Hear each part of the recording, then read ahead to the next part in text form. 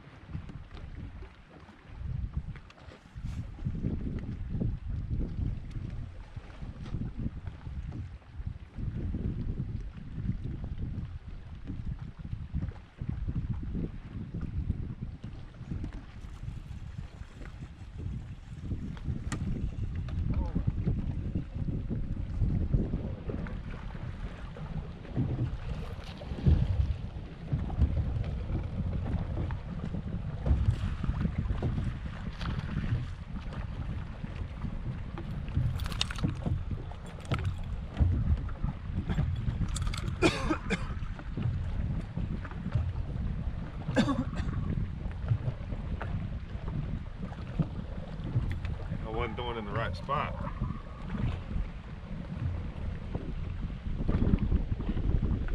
This thing's gonna work. I'm not gonna get hung up.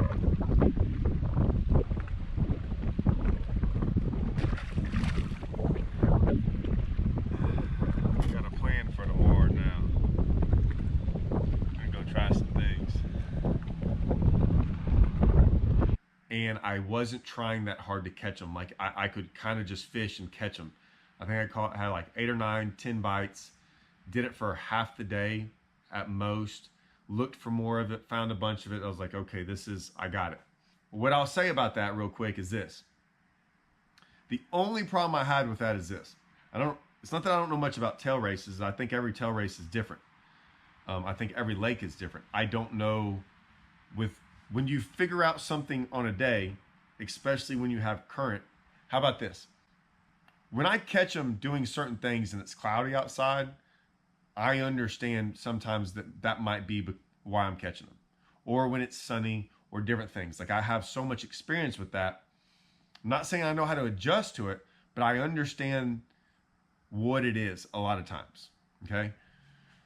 Up here, you add in something that's sunny, clouds, windy, all that stuff, great. But then you add in this current thing. Now, what happens if at a day I did happen to look up there, I'm like, okay, there's 4 gates open. And then, does it stay 4? Then all of a sudden it was 7 one time, and I'm like, does that change things? I don't know. So that's the only thing, is there was an uncertainty about what happens if they release more, don't release them. Is there a timing deal, all that stuff. So that was my only issue. I was like, I can't change what I don't know. Let's just go up there. I don't know if something changed or not on day one. I will say this. I didn't see as many on LiveScope. I wasn't LiveScoping them like that. I'm just saying I was throwing at certain things, and sometimes I could see down there and I didn't see them. And then I had a lot of followers, and I caught almost 0 big spots. I caught 0 spots, big spots. The entire practice, I never caught a non-keeper of anything. The smallest spot I caught was like 16 inches. Nothing was under 2 pounds. I never caught a small one. And so I was like, well, this is great. That's why I'll go up there. Because then I caught a 4-pounder and one almost 4-pound smallmouth. And I'm like, yeah, let me do this for a couple of days. Maybe I can pop 3 or 4 of these, 5, I don't know. And that, I did catch this one big smallmouth.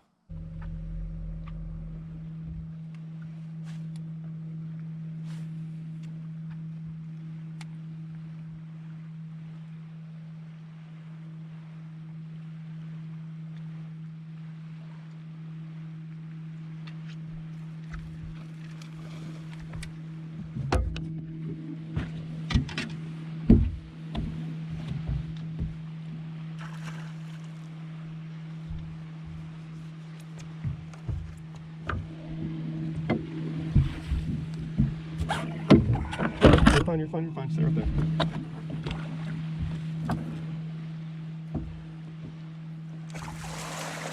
Nice small. Nice small. I finally figured out what they'll bite. That's like second cast. Interesting.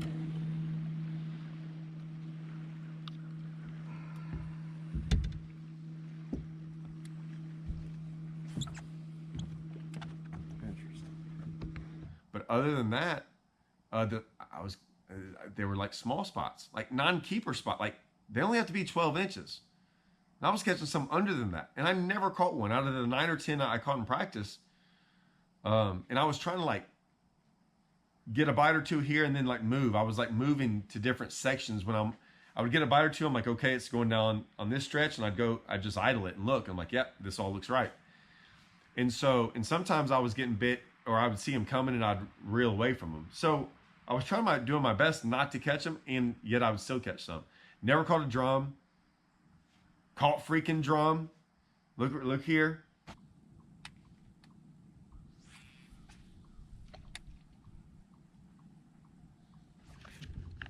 Big one.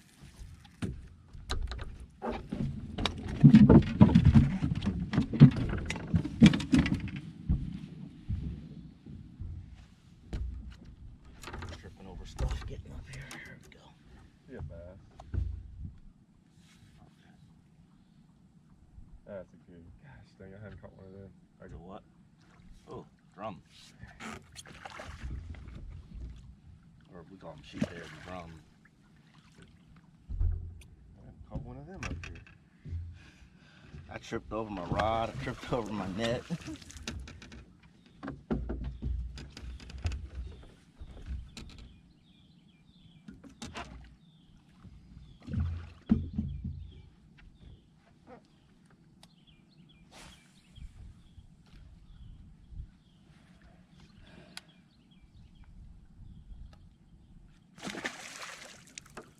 It's weird. It just changed. I just didn't catch them. Whatever. I don't know what else to say. So I was pretty disappointed, pretty bummed out. I'm like, there goes the tournament. I had a plan the next day. I'm like, all right, I'm just going to go down there to Decatur where I know I can get bit. And then I'll run back up here and try, I don't know, whatever. There was no real I was like, I'm going to have to catch a giant bag. Well, then I went down to Decatur and started catching them like this.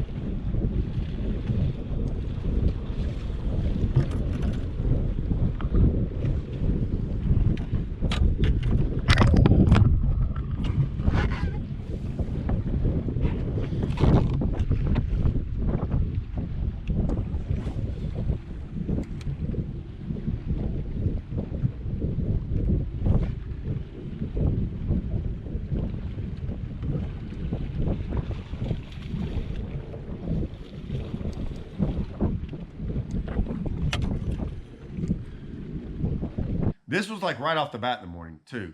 And so I catch them fairly easy. And now I'm like, well, I still think the biggest bag can be down the other direction. So let's just head down there. My buddy Blake was down there. We had both kind of figured them out to a degree at the same. When we were both down there, we both caught them down there. He caught them way better than I did. I didn't really want to go down there. My problem was this is at the time, now we'll get to this in a second. I'll go over all this later. But at the time, I didn't trust Decatur enough to get enough bites to go, hey, if I go down here, all I need is one or two, and they're going to be big ones. Because I caught this big smallmouth, right here. So I was like, okay, but I need to be able to catch fish to be able to do this for a lot during the day, but it's a 50-minute run.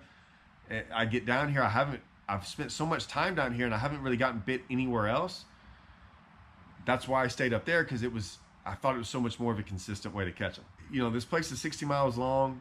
There's a lot of dead water, The only thing I'll say is I never really did figure out what the guys, they were catching those smallmouth, but I was catching them shallow. I think it was easier to catch them deep. I only spent one day down there. I only spent about half a day down there and figured out how to catch them shallow. I just didn't spend as much time down there. I will say this. I'll get into this later. Y'all really want to stay for a show? It's it's a LiveScope /info deal. We'll get into all that. I love talking about that. Don't really care if people don't like it. Not complaining about it. Just, I still have some thoughts on it, and I still think it's going to be, I'll put it to you there. Here's a little hint. I think it's what's wrong with fishing, and I think it is why fishing will never get over the hump. It's not because of LiveScope or this. I'm just saying, I think there are things hurting fishing, and fishermen don't care about it. They should. Fishermen live in their own little world, and tournament fishermen live in their own little world, and they think everyone thinks of them as like what. And I'm just saying, in my opinion, and maybe y'all can help me on this, that I think it'll be the death of tournament fishing, or why it can never go over the hump. Because I personally don't think it will ever go over the hump because of where we're at and what we do. And I think it's getting worse, to be honest with you.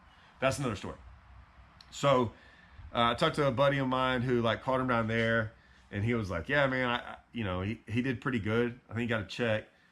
He kind of told me what was going on down there and this and that. The only thing I missed. This is the only thing I'm mad about. Don't care about that. But like, it's whatever. Like, I knew that was probably going on. I thought I could figure them out on Decatur Flats. And when I mean, there was a comment in my YouTube about pattern fishing. We're gonna get into that too. That's gonna be a whole nother video. I said Wheeler Lake's really not a pattern lake. What I meant by that is that's gonna be a whole long video. I think y'all should pay attention to that. I think you're gonna love that video. If I start catching them on boat docks, I'll give you one example. If I start catching them on boat docks, I don't really consider that a pattern. Like, they're on boat docks. Like, okay. I'm looking for like crazy in-depth, like looking at map, structurally type stuff patterns. It doesn't even have to be deep or shallow, whatever. It can be a whole bunch of different things, but it's like a whole bunch of map and what you can visually see all together at once. Just saying, oh, I can catch them on any kind of wood that's on a flat, because someone said that, is a pattern. And I'm like, yeah, you do realize too that it's going to take close to 20 pounds a day to win this thing. Just catching fish off of a pattern. Like, I know there were ways to catch fish that guys were doing to catch 5 to 8, 9, 10 pounds. I knew how to go catch that. I went and caught that on day 2. That's why I didn't go to it on day 1. Like that, it's not really that big of a pattern. Like it's not something I really care about. I'm trying to find big ones, and it felt like all the big ones were in spots or a certain way. We'll go into all that. A buddy of mine is a co-angler, and he smashed them. And I was like, you got to be kidding me. In the sense of, I was like, he's like, yeah, man, I just wasn't throwing the right bait. And I was like, what were you throwing? And he just holds it up. I'm like, oh, you mean that? What I got tied on? He's like, yep. He goes, I knew you'd have it tied on. I'm like, yeah, I had it tied on. I was like, that's not it. What'd I miss? He's like, well, we were back here. Like I said, tournament's over, so it didn't matter. His boater, I don't think, caught him and wasn't in the cut. So it didn't matter. The tournament was over. I was still, you're allowed to talk about stuff like this. I was just curious. This is after day 2. I said, where? And he told me. I said, you know that dead water? And he goes, and he didn't, he was like, dead water? I'm like, yeah, man, like, we just looked at it all as dead water. None of us tried to fish it. Didn't see anyone back. I was like, no one was back there with you, right? He was like, no. And I was like, yeah, I didn't think so. And so, yeah, totally, I missed it. And it sucked. Like, that's the only, out of everything else, could care less about anything else. That's what made me mad, is that over the years, and I had a bad problem about this, is that I'd go to lakes and I'd do really good, and then there'd be a couple things that you can't hit everything. You just can't. It's impossible, right? That place is 60 miles long. I try to hit one end and the other end in the middle. And even in the middle, there's so much to hit, right? We're not even talking about depths either, of like hitting shallow and deep, and then hitting it long enough to where you think you gave it a chance. Like, that's a big deal. It's just fishing, right? And I was like, I looked at that and I go, and we were out there doing the ABT 100. And so I made a mental note in the sense of, I tried some other backwater stuff, and I went back in there. I'm like, I can't see a person within miles of me, and I don't know what I'd be fishing back here. And there was another, so I kind of like grouped all that into the same thing. He said, no, we were just back in here. And I look at it now, and it makes more sense to me, and I just didn't hit it. I don't know of anyone that did, really. None of our group did. And we all kind of fish to a certain way, to a degree like that. I'll be honest with you. I've known of Wheeler to like catch them back in places, but with the water dropping, and I've been on a lot of these lakes where that current is a big deal. And even when I caught them on or around Decatur, Like there was always current where I caught them. Like if I went back a little bit, I wouldn't catch them. So, I was putting all the pieces together, and that piece just didn't fit, and I think I missed it. And it was a way I wanted to catch them. It was a way I went down there wanting to catch them. And I'll talk to you about it later. I'm not teasing y'all. I've been on the road for 10 hours. I just got home, dropped off the boat. I'm about to be hanging out with my family, kids, been gone a week. It's gonna take a long time. I've got another day. That is where I'm at after Wheeler. You don't have to worry about me. I'm not gonna do anything crazy. Had a bad tournament. I'll regroup. I'll go smash on them because I'm back home. We're gonna go catch them every day I go fishing out here. It's just gonna get better and better. I've got all these videos I'm about to throw out there, and I'm gonna go make some more. All right. I was only gonna do this for about 8 or 9 minutes. It's almost 15. Wheeler got me again. Like I said, I've top 10'd on every other TVA lake. I forgot about this. The 3 TVA lakes and championships, I've top 10'd them all. And Wilson in the All-American. Came in 4th in the All-American on Wilson. So we got, what is it? We got Pickwick. We got Wilson. We got Gunnersville. We got Kentucky Lake. Made a top 10 in all of them. And Wheeler, I've been to twice. And I have done horrible both times. I actually want to go back to Wheeler. Now I want to go back. Bad. I hope that's on the schedule again. I'm telling you, if it's on the schedule for anything, I'm going to it. That's how I get sometimes. I learn more about Wheeler and I get some stuff. So yeah, let's go back. I know it's the dump of the entire TVA. I'm ready to go back for it. All right, revenge time on Wheeler. See y'all.